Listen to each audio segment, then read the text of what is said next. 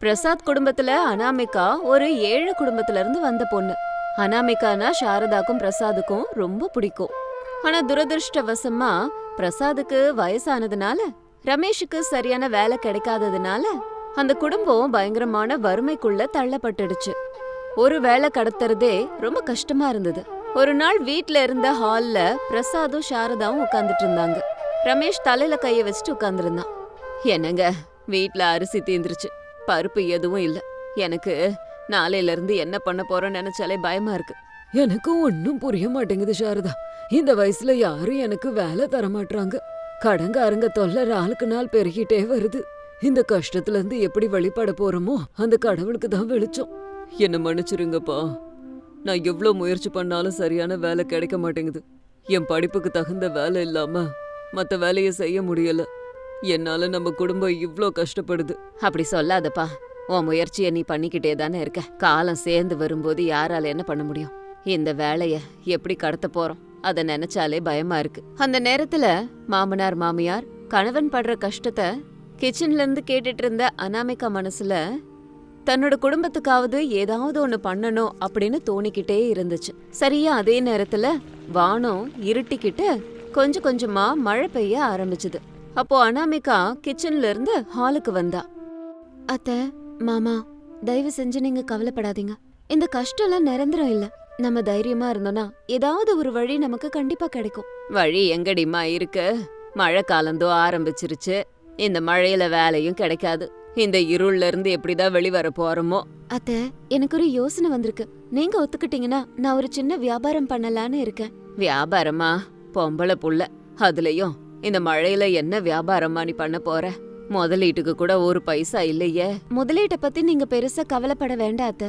என்கிட்ட எங்க அம்மா அப்பா கல்யாணம் ஆன புதுசுல கொடுத்த பணம் இருக்கு. 2000 ரூபாய். வானிலை இப்ப ரொம்ப நல்லா இருக்கு. மக்கள் சுட சுட காரமா ஏதாவது சாப்பிட்டா நல்லா இருக்கும்னு நினைப்பாங்க. அப்போ நான் ஒரு யோசனை பண்ணேன். ஃபிஷ் சமோசாவை செஞ்சு வித்தா நல்லா இருக்கும்னு. என்னது, மீன் சமோசாவா? என்னம்மா இது? நான் கேள்விப்பட்டதில்லையே. உருளைக்கிழங்கு சமோசா, வெங்காய சமோசா கேட்டிருக்கேன். மீன் சமோசா புதுசா இருக்கே. அதுதான் இதுல இருக்கிற பிரத்யேகம். எங்க அம்மா வீட்ல எங்க அப்பா இப்படிதான் மீனால விதவிதமான சமையல் செய்வாரு. மீனை வேக வச்சு அதுல இருக்க முள்ளை எடுத்துட்டு அதுல வெங்காயம் பூண்டு எல்லாம் போட்டு வீட்ல இருக்க மசாலா எதையாவது அதுல போட்டு கலந்து அதை எடுத்து சமோசால போட்டு எண்ணெயில பொரிச்சு எடுத்தா அந்த ருசி ரொம்ப நல்லா இருக்கும் மாமா.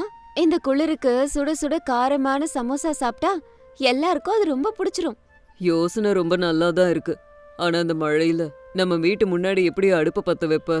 மக்கள் மழையில நின்னுக்கிட்டு எப்படி சாப்பிடுவாங்க? நான் எல்லாத்தையும் யோசிச்சுட்டேங்க. நம்ம வீட்டு முன்னாடி காலி இடம் இருக்கு. அங்க ஒரு 4 கட்டைய நட்டு வச்சு டென்ட் மாதிரி போடலாம். அந்த இடத்துல மழை பெய்யாது. வாழை இலையில நம்ம சமோசாவை வச்சு கொடுக்கலாம். மழைக்கு ஒதுங்குற மாதிரி இங்க குடிசையும் இருக்கும்.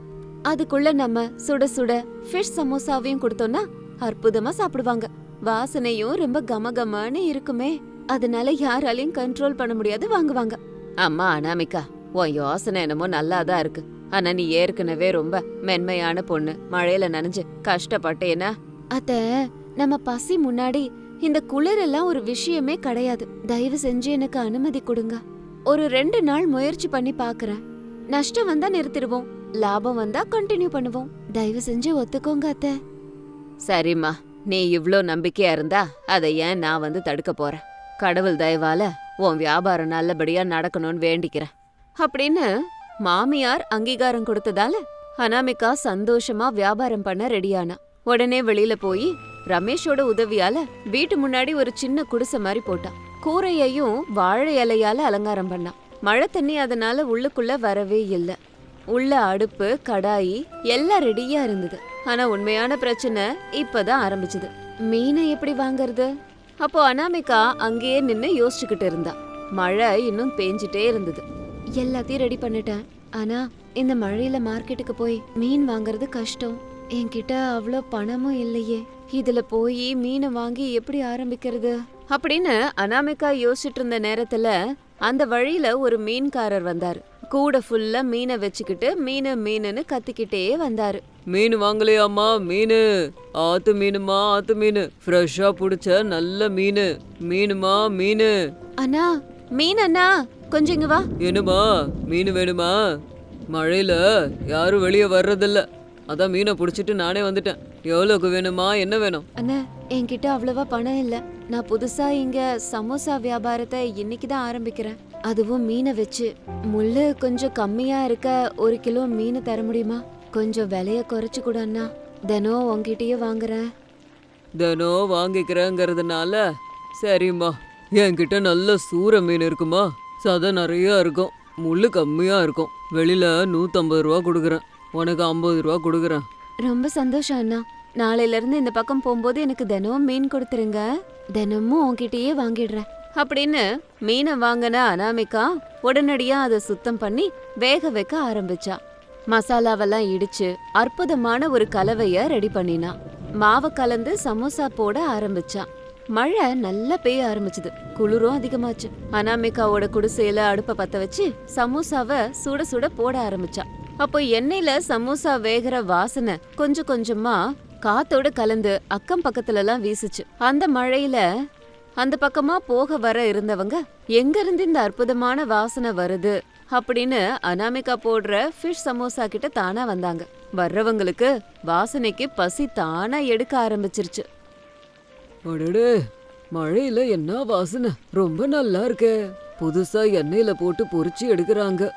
ஆமா, மீன் குழம்பு வாசனை, மசாலா வாசனை, வெரைட்டியா இருக்கே. கிட்ட போய் பாப்போவா, அந்த வாழை மர குடிசையில இருந்து தான் வருதுப்பா அப்படின்னு 2 கஸ்டமரும் அனாமிகா கிட்ட வந்தாங்க. என்னம்மா, இந்த மழைக்கு நல்லா சுட சுட போட்டுக்கிட்டு இருக்க, வாசனை பிரமாதமா இருக்கு. வாங்க வாங்க, இது ஃபிஷ் சமோசா புதுசா பண்றேன். இந்த குளிருக்கும் மழைக்கும் இந்த சமோசாவை சாப்பிட்டா ரொம்ப இதமா இருக்கும். கொஞ்சம் சாப்பிட்டு பாருங்க. ஃபிஷ் சமோசாவா, பயங்கர வெரைட்டியா இருக்கே. சரி, முதல்ல 2 குடு, சாப்பிட்டு பாப்போம். அப்படின்னு சொன்னதும் அனாமிகா சுட சுட சமோசாவை வாழை இலையில வச்சு அவங்களுக்கு கொடுத்தா. அடடே, பலே பலே ருசி, அற்புதமா இருக்கு போ. உள்ள மீன் கவுச்சி அடிக்கல, மசாலா வாசனையா இருக்கு. என்னோட வாழ்க்கையில மீனை வச்சு ஒரு சமோசா சாப்பிட்டதில்ல. அப்படியா, எனக்கு ஒண்ணு கொடுமா? அப்போ கஸ்டமர் அதை வாங்கி சாப்பிட்டுக்கிட்டு இருந்தாங்க. நிஜமாவே ரொம்ப அற்புதமா இருக்கேம்மா. 10 ரூபாய்க்கு இது ரொம்ப கம்மி. எங்களுக்கு ஒரு 10 சமோசா பேக் பண்ணு, வீட்டுல உள்ளவங்களுக்கும் எடுத்துக்கிட்டு போறோம். சரிங்க ஐயா, இப்பவே சுட சுட போட்டு தரேன். இப்படி ஆரம்பிச்ச அனாமிகாவோட வியாபாரம் நல்லபடியா போச்சு. அந்த வழியில போற வர ஒவ்வொருத்தரும் அனாமிகா கிட்ட வந்து சமோசாவை வாங்கிக்கிட்டு தான் வீட்டுக்கு போனாங்க. அனாமிகாவோட மீனெல்லாம் தீந்துருச்சு. நாளே அனாமிகாவுக்கு நல்ல லாபம். அன்னைக்கு ராத்திரி அனாமிகா ஆனந்தமா கிடைச்ச பணத்தை கொண்டு வந்து வீட்ல உள்ள எல்லாரையும் வரவழைச்சு சாரதா கிட்ட அனாமிகா அப்படி சொன்னா. அத்தை, இதுதான் இன்னைக்கு என்னோட சம்பாதனை. முதலீடு போக நமக்கு 300 ரூபாய் லாபம் கிடைச்சிருக்கு அத்தை. அம்மா அனாமிகா, உன் கை ராசியில இன்னைக்கு நம்ம வீட்ல சோறு கொதிக்குது. நீ எங்க வீட்டு லக்ஷ்மி தேவிமா. எனக்கு என்னவோ இந்த வியாபாரம் இன்னும் பெருசாகும்னு தோணுதுமா. உன் புத்திசாலித்தனத்துக்கு என் பாராட்டுக்கள். அனாமிகா, நீ மட்டும் அந்த அடுப்புல நின்னு கஷ்டப்படுறத என்னால பார்த்துட்டு இருக்க முடியலம்மா. இனிமே நானும் உனக்கு உதவி செய்யலான்னு இருக்கேன். இப்படியே நாட்கள் போயிட்டே இருந்தது. மழைக்காலம் கொஞ்சம் கூட குறையவே இல்ல. அனாமிகாவோட மீன் சமோசா ருசி எங்க பார்த்தாலும் பரவுச்சு. சாயந்தரமானாலே போதும், அனாமிகாவோட கடை முன்னாடி மக்கள் கூட்டம் கூட்டமா நின்னுக்கிட்டு இருப்பாங்க. தினந்தோறும் அந்த மீன் வியாபாரி அனாமிகாவுக்கு 5 கிலோல மீனை கொண்டு வந்து கொடுப்பாரு. அனாமிகா காலையில இருந்து சாயந்தரம் வரைக்கும் மீன் சமோசாவை போட்டுக்கிட்டே இருப்பான். இப்படியே தொடர்ந்து கடின உழைப்போட கஷ்டப்பட்டுக்கிட்டே இருந்தா. ஒரு நாள் சாயந்தரம் மழை பெஞ்சுது. அனாமிகா அவ கடையில வேர்வைய தொடச்சுக்கிட்டு சமோசா போட்டுக்கிட்டு இருந்தா. வீட்ல இருந்து சாரதாவும் பிரசாதும் அது எல்லாத்தையும் கவனிச்சாங்க. என்னங்க, நீங்க இதை கவனிச்சிங்களா? நமக்காக நம்ம பசிய போக்குறதுக்கு எவ்ளோ கஷ்டப்படுறான்னு கொஞ்சம் பாருங்க. புகையில கண்ணெல்லாம் செவந்து போனா கூட, நின்னு கால் வலி வந்தா கூட முகத்துல புன்னகையோட இருக்கா. நம்ம வயித்த நிரப்ப மக்களுக்கு சமோசாவை போட்டு வித்துக்கிட்டு இருக்கா. ஆமா சாரதா, மருமக நமக்காக கஷ்டப்படுறா. நம்ம எல்லாரும் என்னமோ வீட்டுக்குள்ள சொகுசா உட்கார்ந்துருக்கோம். இவன் உதவி பண்றான்னா ஆனா வீட்லயே தான் இருக்கான். இன்னையில இருந்து நம்ம ஓய்வெடுத்தது போதும். வா, நம்ம மருமகளுக்கு போய் உதவி பண்ணுவோம். அப்பா, என்னோட வேலையெல்லாம் விட்டுட்டு முழு நேரமும் இனிமே அனாமிகாவோடவே இருக்க. மாவு பிசைறது, மீன் சுத்தம் பண்ற வேலைய நான் எடுத்துக்கிறேன். அனாமிகா வெறும் சமோசாவை மட்டும் போட்டு எடுக்கட்டும். ஆமாண்டா கண்ணா, பணத்தை வாங்குறது, கஸ்டமருக்கு சர்வீஸ் பண்றதையெல்லாம் நான் பாத்துக்கிறேன்.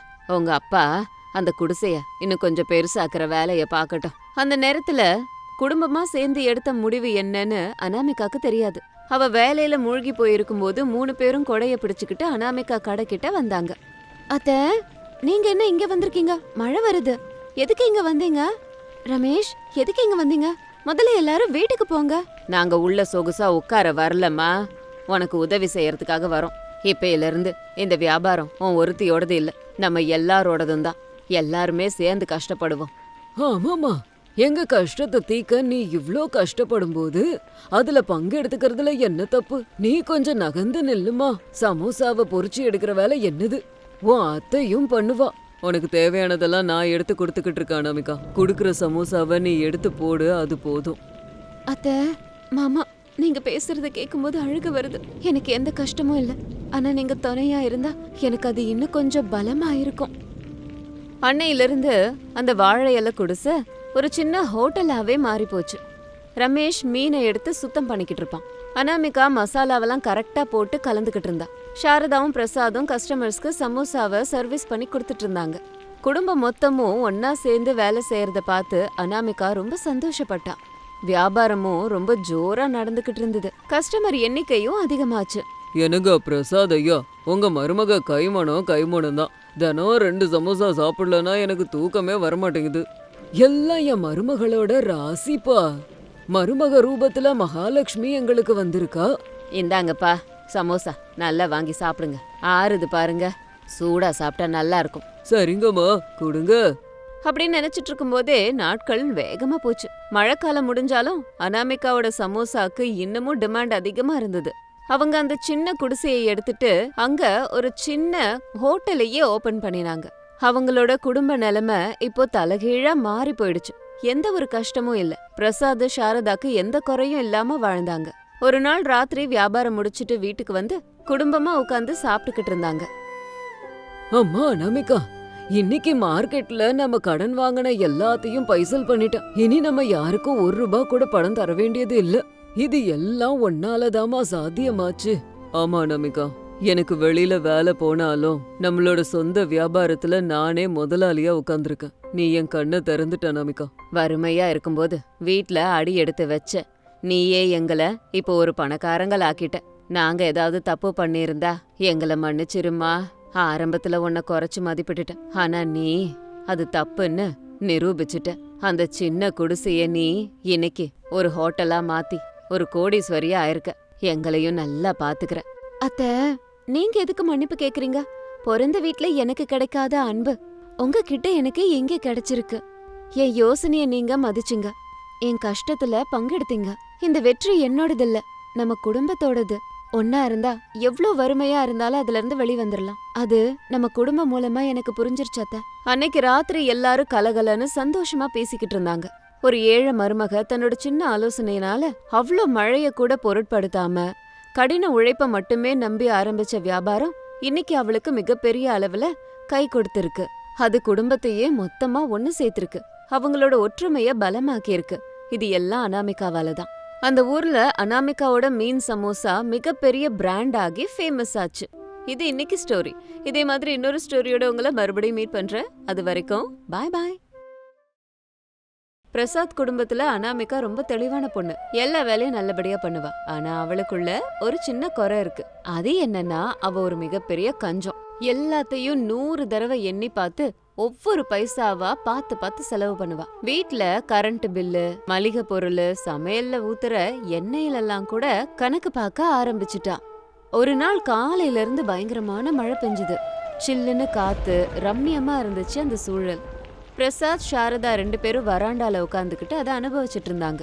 ரமேஷ் பேப்பர் படிச்சுட்டு இருந்தான். என்னங்க பாத்தீங்களா, வெளியே ரொம்ப நல்லா இருக்குல்ல மழை பெஞ்சு. கிளையில இருக்கிற தண்ணி சொட்டிக்கிட்டு அதுல பட்டு வர்ற காத்து நம்மள தொடும்போது எனக்கு ரொம்ப பிடிச்சிருக்குங்க. குளிர் கடுமையா இருந்தாலும் இந்த குளிருக்கு ஏதாவது கரமுரன்னு வாயில போட்டதும் மெல்ட் ஆகுற மாதிரி காரமா ஏதாவது சூடா சாப்பிட்டா நல்லா இருக்கும். அடடே சாரதா, என் மனசுல உள்ளத அப்படியே சொல்லிட்டியே. இந்த வானத்தை பார்க்கும்போது எனக்கும் அப்படிதான் தோணுது. இந்த மாதிரி மழை காலத்துல ஜன்னல் பக்கத்துல உட்காந்து அந்த மழை துளியோட சத்தத்தை கேட்டா ஒரு பக்கம் காரமா இஞ்சி டீய குடிச்சுக்கிட்டு சிகப்பா செஞ்ச சூடான வெங்காய பக்கோடா சாப்பிட்டா ஆஹா, அதோட சுகமே வேற. இந்த மழைக்கு அதை விட வேற என்ன வேணும்? அடடா அப்பா, பக்கோடாவை பத்தி பேசின உடனே என் நாக்கில் கூட எச்சு ஊறுது. வெளியில பார்த்தா ஒரே தண்ணியா இருக்கு. கடைக்கு போய் ஹோட்டல்ல இருந்து வாங்கிட்டு வர பொறுமை இல்லை. நம்ம வீட்டில் தான் அனாமிகா இருக்கால, அவகிட்ட சொன்னா சுட சுட செஞ்சு தருவா. அனாமிகா கையால என்ன சமைச்சாலும் அது எப்படி இருக்கும்னு நம்ம எல்லாருக்கும் தெரியும்ல. அட ஆமாடா, அவ கை மனம் நல்லா தான் இருக்குங்கிறது உண்மைதான். ஆனா கேட்கவே பயமா இருக்கே.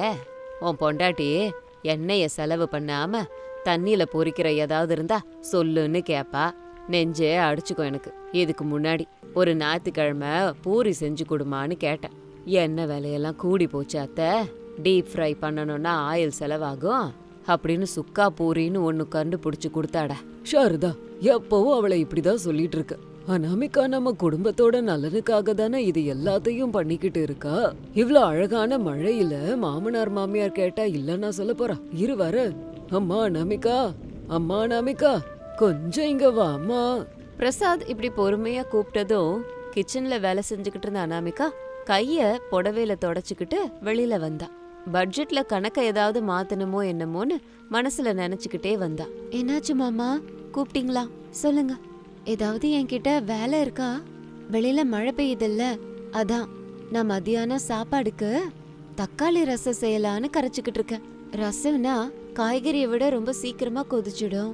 இதனால கேஸ் சிலிண்டரை மிச்சப்படுத்தலாம்ல. அது மட்டும் இல்ல, குறைஞ்ச காய்கறியில நிறைய பேரு சாப்பிடலாம்ல. இதான் என் பிளான். அம்மா அனாமிகா, உன்னோட சிக்கனத்தை கொண்டு போய் எங்கன்னா கொஞ்ச நேரம் பூட்டி வை. இந்த வானிலைய பார்த்ததும் என் மனசு ரம்மியம் ஆயிடுச்சு. எனக்கு மாமனாருக்கு அப்படியே உன் புருஷனுக்கும் இந்த மழையில முறுமுறுன்னு பக்கோடாவை சாப்பிட்டு என்ஜாய் பண்ணணும்னு தோணுது. அது மட்டும் இல்ல, அது கூடவே இஞ்சி டீயும் குடிச்சா ரொம்ப நல்லா இருக்கும்னு மனசு கேட்டு ஏங்குது. ஐயோ கடவுளே, பக்கோடாவா? பக்கோடானா இவங்களுக்கு விளையாட்டா போயிடுச்சா? அது செய்யணும்னா எவ்ளோ எண்ணெய் தேவைப்படும்? குறைஞ்சது 1/2 லிட்டர் எண்ணெய் வாணல்ல போட்டு கொதிக்க வைக்கணும். 1.5 வாரத்துக்கு முன்னாடி தான் 1 லிட்டர் எண்ணெய வாங்கி வீட்ல வச்சேன். இப்ப அதுல பாதியை யூஸ் பண்ணணும்னா மாச கடைசி வரைக்கும் எப்படி வரும்? பட்ஜெட்லாம் தலைகீழ ஆயிடும்.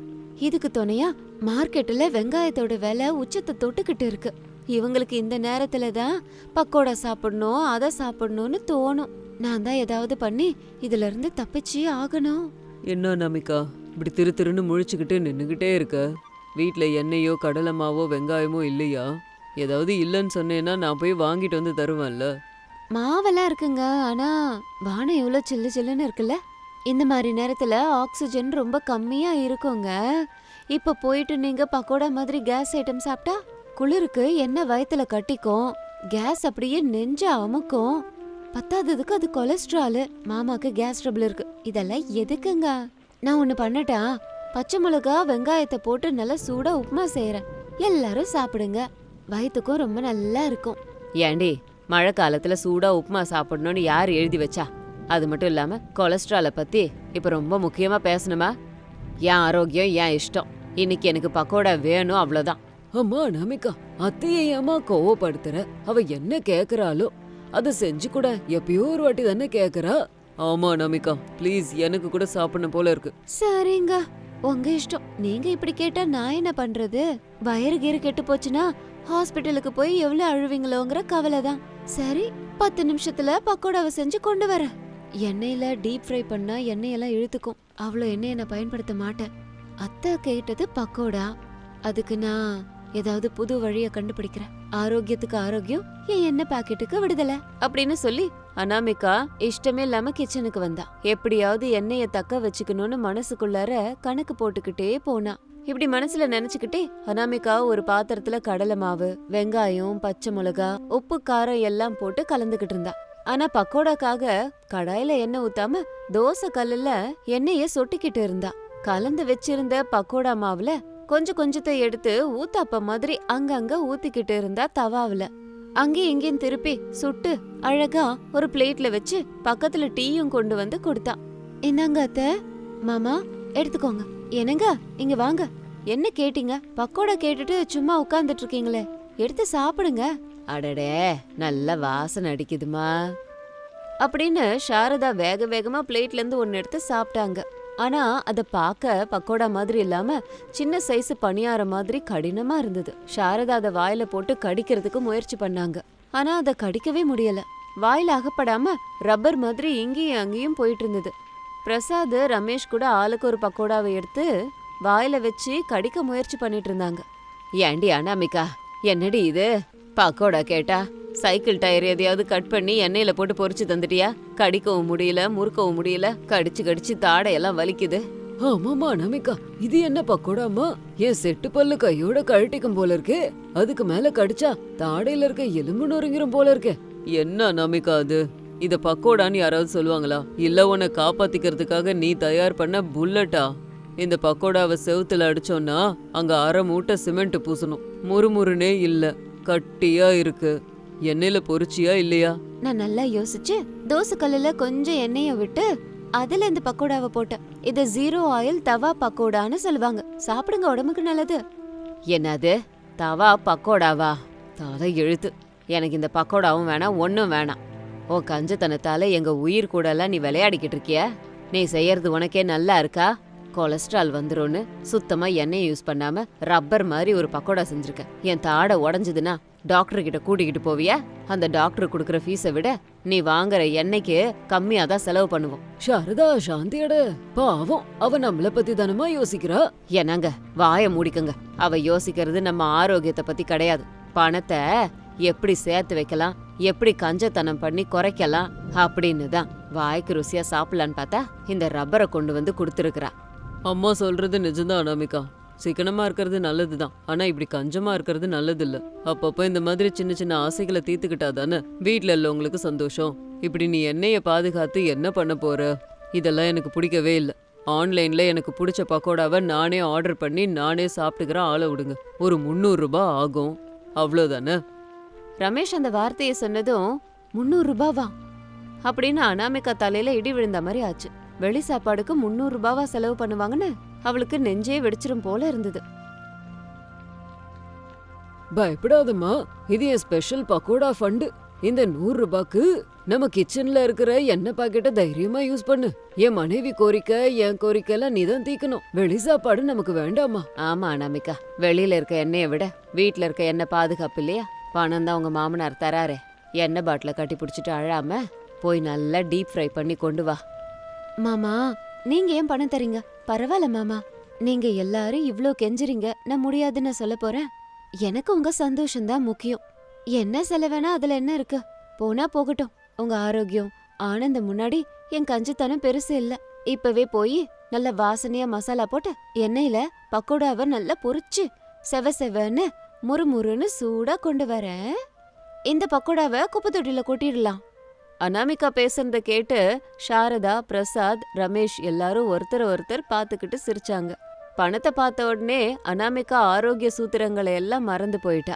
10 நிமிஷத்துல அனாமிகா கடாய வச்சு எண்ணெய ஊத்தி அதுல சுட சுட வாசனையா பக்கோடாவை பொரிச்சு கொண்டு வந்து எல்லார்கிட்டயும் கொடுத்தா. இந்தாங்க அத்த, ஸ்பெஷல் பக்கோடாக்கள். இப்ப சாப்பிட்டு பாருங்க, உங்க தாடை இல்ல, பக்கோடா மட்டும்தான் உடஞ்சிரும். அடடே, பக்கோடானா இப்படிதான் இருக்கணும்.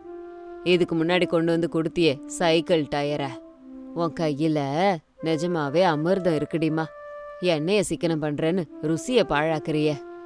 ஆஹா, மழை பெய்யும் போது சூடா பக்கோடா சாப்பிட்டா மனசே ரம்யமாயிடுது. ஏன் 100 ரூபாய்க்கு நியாயம் பண்ணிட்டமா? தேங்க்யூ அனாமிகா. இன்னொரு தடவை கிச்சன்ல இந்த பிரயோகம்லாம் பண்ணாத. உன் சிக்கனத்தை மளிகை சாமான்ல காட்டிக்கோ, எங்க வயித்துல காட்டிடாதமா, சரியா? சரிங்க.